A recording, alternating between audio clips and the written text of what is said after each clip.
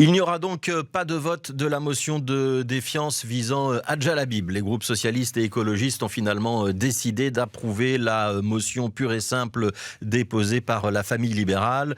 Une motion qui aura donc pour effet de purger l'ordre du jour. En séance plénière demain, une fois que la motion pure et simple sera approuvée, ça veut dire que les motions de défiance seront retirées. Hadj Al Habib et le mouvement réformateur peuvent donc pousser un ouf de soulagement, même si PS et Écolo ont tenu à préciser que la confiance n'était pas rétablie avec la ministre des Affaires étrangères et que leur décision consiste surtout à éviter une crise gouvernementale. Alors cette annonce d'un semblant de cohésion gouvernementale subitement retrouvée peut paraître étonnante. Elle est en contradiction avec les propos pleins de malassurance qui affirmait hier matin encore que la ministre avait menti, qu'il n'était plus possible que les parlementaires travaillent en confiance avec elle, qu'elle portait la responsabilité de la crise, qu'elle devait en tirer les conséquences. En termes de conséquences, la ministre pourra bel et bien se maintenir à son poste. Alors elle est affaiblie par l'épisode, bien sûr, mais elle est toujours ministre. Et l'opposition pourra railler ses députés de la majorité qui accusent une ministre de mensonge, de dissimulation, d'omission, mais qui au final n'ose pas actionner le coup près et lui demander de partir. Un aveu de faiblesse ou au minimum un décalage entre des propos qui paraissaient sans concession à l'égard d'Hadj Al Habib et un vote qui finalement sera beaucoup plus accommodant. Alors bien sûr, cette reculade s'explique d'abord par une question de forme, parce que la motion pure et simple englobait à la fois Hadj Al Habib et Alexander De Croo. Il y était stipulé qu'après avoir entendu la ministre des Affaires étrangères et le Premier ministre, le Parlement fédéral écartait les motions de défiance. Ne pas voter ce texte, c'était donc désavouer Hadj Al Habib, mais aussi Alexander De Croo.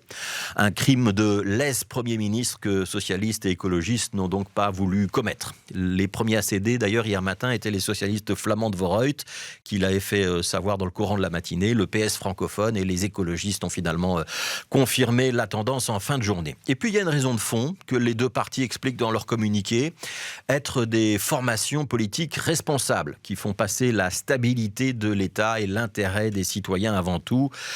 Un geste d'apaisement et de responsabilité, en quelque sorte, qui doit permettre à la majorité de retrouver un peu de stabilité, le sens de l'État, permettre la poursuite du travail en cours, la négociation de la prolongation de 2 centrales nucléaires, l'accord avec Engie est imminent, la confection d'une réforme fiscale, on en reparlera ce week-end, elle doit permettre de rendre du pouvoir d'achat aux salariés, une réforme des pensions que l'Europe nous demande et dont on pourrait discuter dans les prochaines semaines, bref, tout ce que le citoyen est en droit d'attendre de ses gouvernants.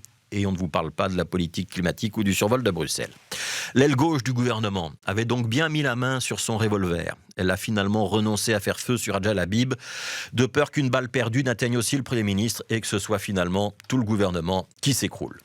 Au final, on pourra se dire que c'est beaucoup de cinéma pour pas grand-chose, que la hauteur de l'indignation, le volume sonore des déclarations des derniers jours était bien excessif si c'était pour arriver à ce résultat. Le genre de distorsion qui ne peut que rendre la politique un peu plus incompréhensible.